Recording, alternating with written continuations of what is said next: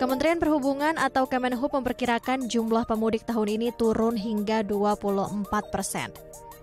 Penurunan daya beli masyarakat hingga efisiensi anggaran pemerintah terhadap program mudik gratis berdampak pada anjloknya proyeksi jumlah pemudik Lebaran tahun ini. Menurut hasil survei Badan Kebijakan Transportasi Kementerian Perhubungan, jumlah pemudik Lebaran 2025 diperkirakan 146,48 juta orang atau sekitar 52% dari penduduk Indonesia. Angka itu turun 24% dibandingkan tahun lalu, yang mencapai 193,6 juta pemudik. Meskipun ada potongan tarif tol dan diskon tiket pesawat, daya beli masyarakat yang melemah membuat masyarakat berpikir 2 kali atau membatalkan perjalanan mudik mereka. Meski begitu, persiapan mudik Lebaran terus dilakukan pemerintah. Sarana dan prasarana transportasi yang memadai disiapkan untuk mendukung kelancaran mudik. Antara lain menyediakan 30.451 unit bus, 772 kapal laut, 404 unit pesawat, serta 2.550 unit kereta api selama mudik Lebaran 2025. Dan langsung saja kita akan membahasnya bersama Darmaning Tias selaku pengamat transportasi. Pak Dharma, selamat siang Pak, apa kabar? Baik ya Pak? Oke, kita langsung masuk dalam pembahasan Pak Dharma. Ini ada penurunan pemudik, ada tren penurunan pemudik hingga 24%. Ini tentu di sektor ekonomi akan mengurangi stimulus pertumbuhan ekonomi di Indonesia. Yang kita tahu proses migrasi besar-besaran di musim mudik itu, musim Lebaran akan meningkatkan ekonomi. Tapi saya ingin tahu bagaimana dampaknya terhadap sektor transportasi Pak Dharma. Ya, pertama sebetulnya kalau saya tidak kaget karena bulan Februari lalu saat raker Gabasda, saya sudah mengatakan kepada mereka bahwa potensi pemudik tahun ini akan turun. Kenapa? Karena pertama soal ekonomi, yang kedua soal cuaca. Kalau ekonomi itu berpengaruh pada yang muda-muda, yang punya potensi untuk mudik, tapi mereka batal mudik karena kondisi ekonomi mereka. ASN yang muda-muda, yang masih punya tanggungan cicilan rumah dan kendaraan, pasti tidak mudik karena tahun ini mereka tidak mendapatkan tambahan pendapatan apa-apa. Sehingga lebih baik uang gaji bulanan mereka itu dimanfaatkan untuk melanjutkan cicilan rumah dan kendaraan. Sedangkan cuaca ini berpengaruh terhadap keputusan yang tua-tua untuk mudik. Jadi kalau orang yang sudah cukup usia, paling nggak itu di atas 60 tahun, mereka akan mencari yang paling aman saja. Yang paling aman di mana? Di rumah, tidak mudik. Jadi dua faktor ini yang sangat berpengaruh terhadap pergerakan arus mudik. Dan itu sudah saya sampaikan bulan Februari lalu. Nah, kalau mengacu pada hasil survei Badan Kebijakan Transportasi Kementerian Perhubungan, saya kira yang salah memahami itu pengambil kebijakan. Survei itu adalah mengatakan jumlah potensi pergerakan mudik.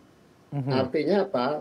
Kalau pergerakan mudik itu berbeda dengan jumlah orang.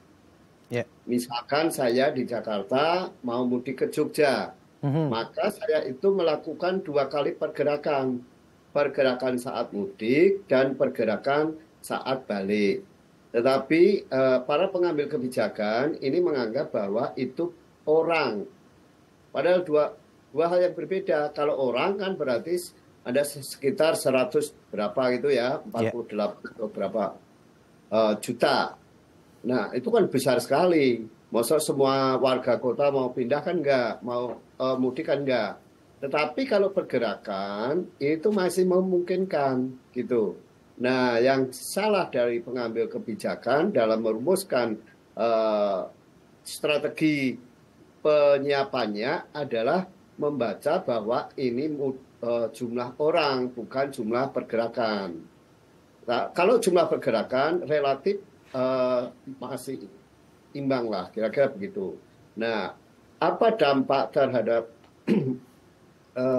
penurunan ini tentu pertama penyiapan pemerintah yang begitu siap gitu ya, mungkin jumlah pemudiknya tidak sesuai dengan besarnya kesiapan gitu loh. Moda transportasi yang disiapkan begitu ya? Iya, jadi moda yang disiapkan cukup banyak, tapi pemudiknya relatif kurang memenuhi. Sampai hari ini kan teman-teman yang operator bis kan juga mengeluhkan masih banyak kursi kosong. Di pesawat juga tidak semuanya terisi penuh gitu. Demikian juga kapal Merak. Nah, ini juga kosong melompong hari ini. Tapi ini salah satunya karena kesalahan manajemen. Jadi manajemen lalu lintasnya jadi menyebabkan Merak hari ini kosong. Sampai hari ini ya tanggal 26 pagi ini Merak itu relatif kosong. Karena baru kapasitas yang terisi itu baru 30% saja dari total 7 dermaga yang ada dan 35 kapal atau bahkan kapal yang tersedia sebetulnya mencapai 63 kapal gitu, tetapi yang terisi baru 30%. Ini dampak dari prediksi yang terlalu berlebihan, dan ini sebetulnya dalam banyak kesempatan selalu saya ingatkan bahwa yang disampaikan oleh Badan Kebijakan Transportasi itu adalah potensi pergerakan, gitu. Tapi dibaca orang gitu, padahal kalau orang ya sejumlah orang yang diprediksikan itu, tetapi kalau pergerakan itu berarti hanya separuhnya gitu. Karena itu tadi saya melakukan 2 kali pergerakan selama mudik, yaitu arus mudik dan arus balik. Ya. Artinya Anda melihat ada 2 hal. Yang pertama, masyarakat ini tidak mau mudik untuk kelompok muda yang tadi Anda sebutkan karena melihat faktor ekonomi saat ini begitu ya, lebih baik men-save money gitu, menyimpan uang baik-baik karena kondisi ekonomi sedang tidak baik-baik begitu ya. Kalau untuk kelompok yang tua, kelompok yang orang tua begitu ya, ini kelompok rentan khawatir akan adanya cuaca ekstrim. Tapi yang tadi Anda sebutkan ada 3 moda transportasi yang terdampak, mulai dari moda transportasi darat yang tadi sudah mulai mengeluhkan lesunya penurunan angka pemudik begitu, moda udara juga masih terlihat kosong begitu ya. Dan Anda menyebutkan di moda transportasi laut, yaitu di Pelabuhan Merak ini masih sepi. Karena kesalahan manajemen seperti apa yang perlu diperbaiki untuk menstimulus. Kita masih ada waktu lagi tentunya sampai hari puncak. Apakah ini bisa diperbaiki, lalu seperti apa jalan keluarnya? Tapi jangan dijawab terlebih dahulu, Pak Dharma, karena kita akan break terlebih dahulu. Pemirsa juga jangan kemana-mana, tetap di Halo Indonesia.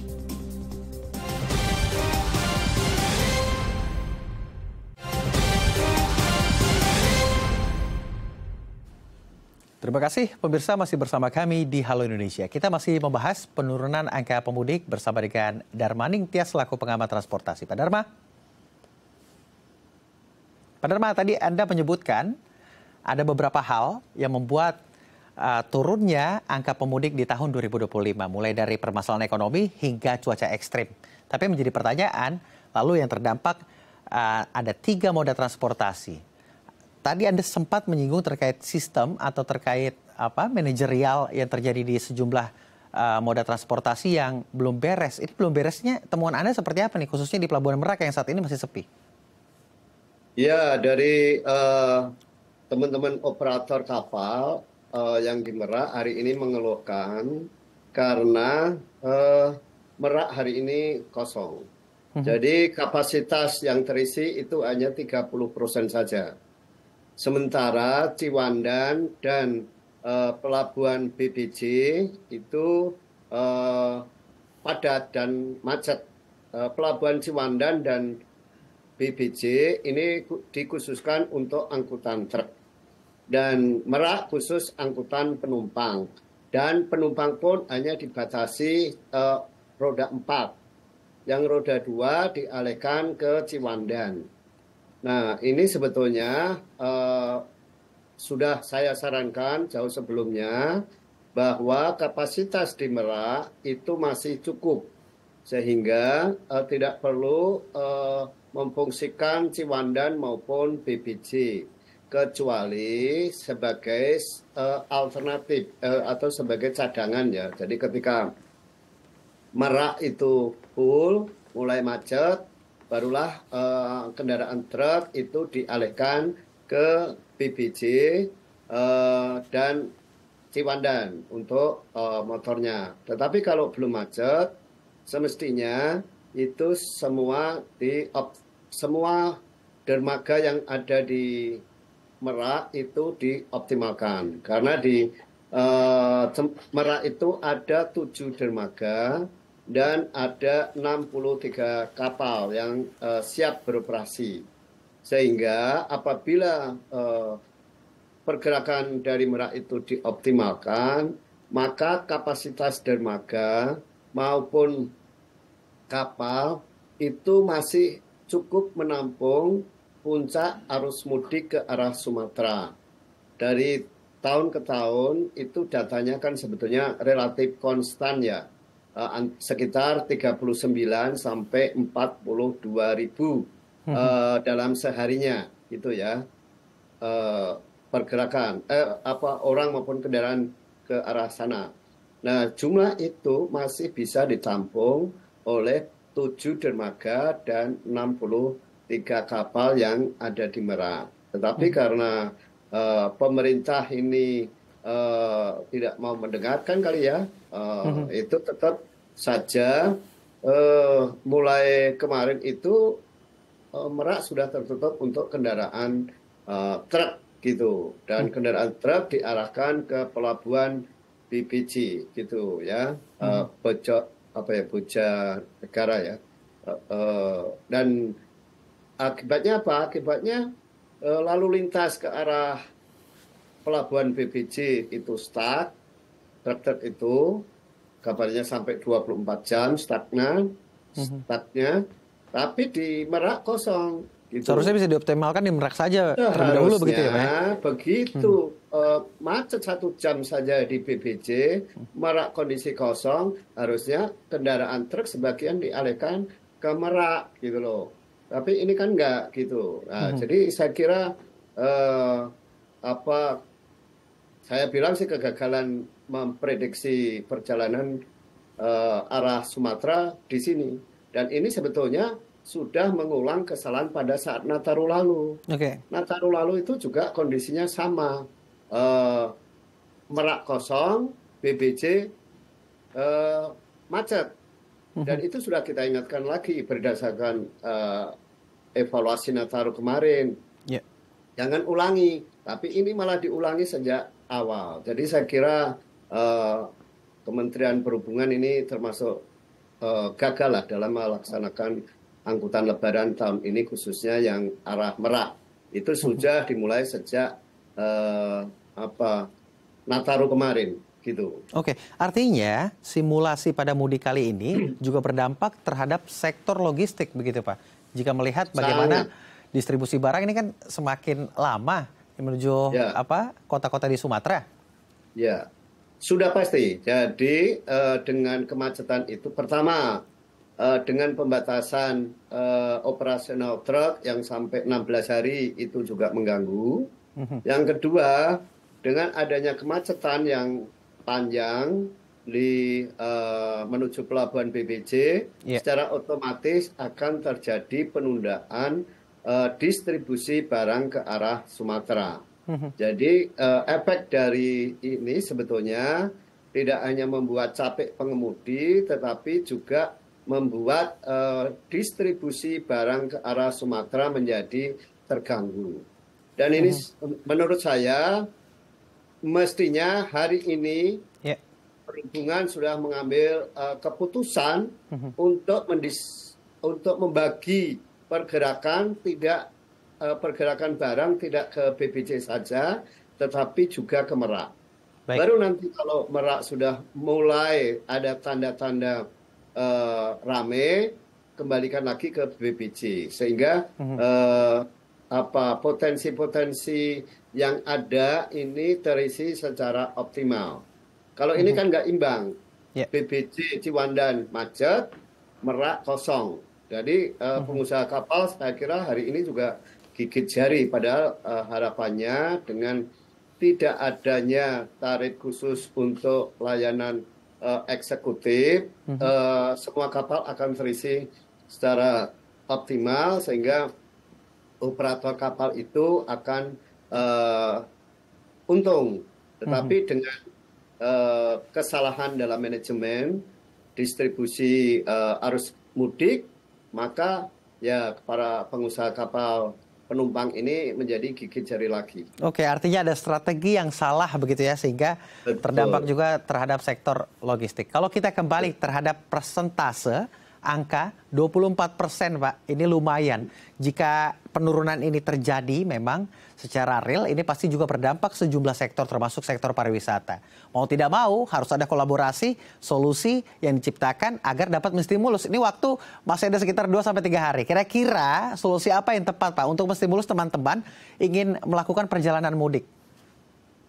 Kalau mudik dalam arti agak jauh ya, katakanlah Jakarta ke Jogja, Jakarta ke Solo, saya kira sudah tidak memungkinkan dipacu dalam waktu singkat. Baik. Karena persiapan untuk mudik itu kan butuh waktu lama ya, terutama untuk ngumpulin uangnya, gitu ya. Jadi ya meskipun sekarang misalnya tiba-tiba pemerintah melakukan relaksasi, itu tetap tidak akan berpengaruh. Dan memang dengan berkurangnya mudik itu, yang akan berdampak besar adalah wisata ya. Aktivitas sektor pariwisata.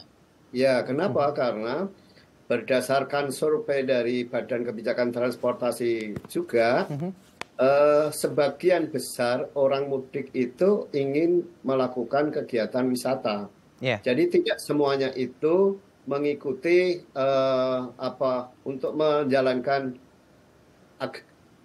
ajaran agama untuk silaturahmi kepada keluarga saja begitu ya. Tapi mengambil kesempatan untuk pariwisata juga. Memanfaatkan waktu libur untuk wisata. Nah, pengalaman Nataru kemarin, jadi sebetulnya trennya ini kan udah mulai Nataru kemarin. Pengalaman Nataru kemarin, tempat wisata katakanlah kalau di Jogja itu kan yang favorit kan pantai selatan Gunung Kidul.